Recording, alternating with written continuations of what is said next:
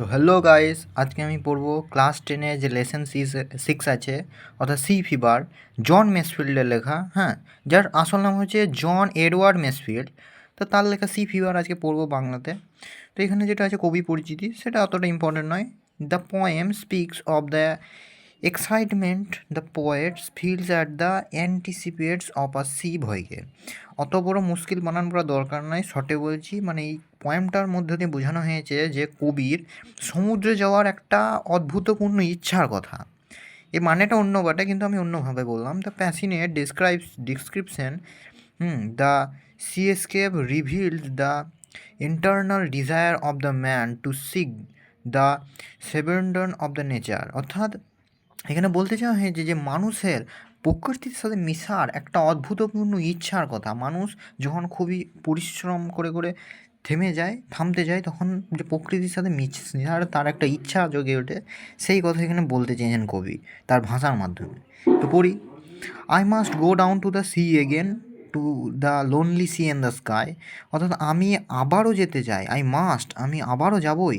Two the sea again বলা হয়েছে, আমি আবারও যাব to the lonely sea and the sky, অর্থাৎ একাকী সেই সমুদ্র এবং আকাশের মাঝে। অ্যান্ড আই আক্স is a tall ship and a star to steer her by.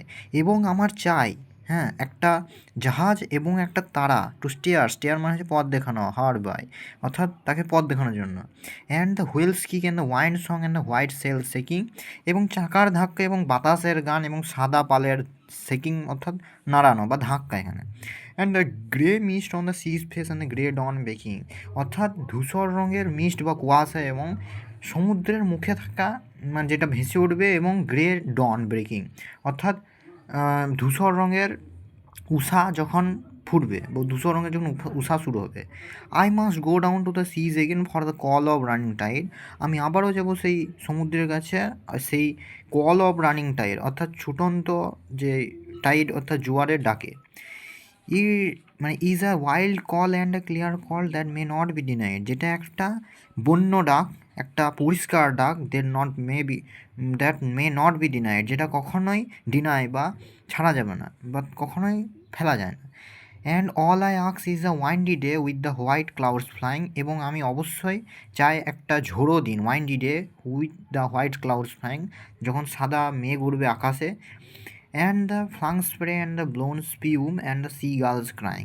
এবং ফ্লাং স্প্রে মানে হয়েছে সমুদ্রে যে ফেনাগুলো আছে। অ্যান্ড দ্য ব্লোন স্পিউম বলতে এখানে ফেনা আসলে, মানে সমুদ্রের মধ্যে থাকা এই সমস্ত কিছু আমি চাই। এবং দ্য সি গার্লস ক্রাইং, অর্থাৎ সমুদ্রের মধ্যে যে সিগাল পাখি উঠে তাদের ডাকের শব্দ। ক্রাইং বলতে এখানে কান্না নয়, ডাক। তারপরে I must go down to the seas again to the vagrant gypsy life. আমি অবশ্যই আবার যেতে চাই সেই সমুদ্রে, to the vagrant gypsy life. Gypsy মানে হচ্ছে সেই একাকী জীবনে। To the gulls way and the whales way where the wind like a উইটরেড নাইট। সেই মানে গার্লস মানে সিগাল পাখির রাস্তায়, সেই হোয়েল মানে তিমি মাছের রাস্তায়, যেখানে বাতাসকে মনে হয় যেন সান দেওয়া ছুরির মতো, উইটরেড মানে সান দেওয়া। অ্যান্ড অল আই আক্স is a মেয়ারি yarn from a লাফিং ফিলো রবার। এবং আমি চাই শুনতে, মেয়ারি মানে হচ্ছে মজার, ইয়ার্ন মানে হচ্ছে মানে মজার গল্প, ফ্রম লাফিং ফিলো রবার মানে সঙ্গী নাবিক। অর্থাৎ আমি শুনতে চাই সঙ্গী নাবিকের কাছ থেকে মজার সব গল্প। And quiet sleep and a sweet dream when the long trick's over. এবং ঘুমোতে চাই একদম শান্তভাবে, মিষ্টি একটা ঘুম, যখন এই সমস্ত কিছু যাত্রা ট্রিক্স ওভার হবে। ট্রিক বলতে এখানে যাত্রা বা জার্নি। তো কেমন লাগলো এই ভিডিওটাকে? খুবই শর্টের মধ্যে আমি বলার চেষ্টা করেছি। Thank you.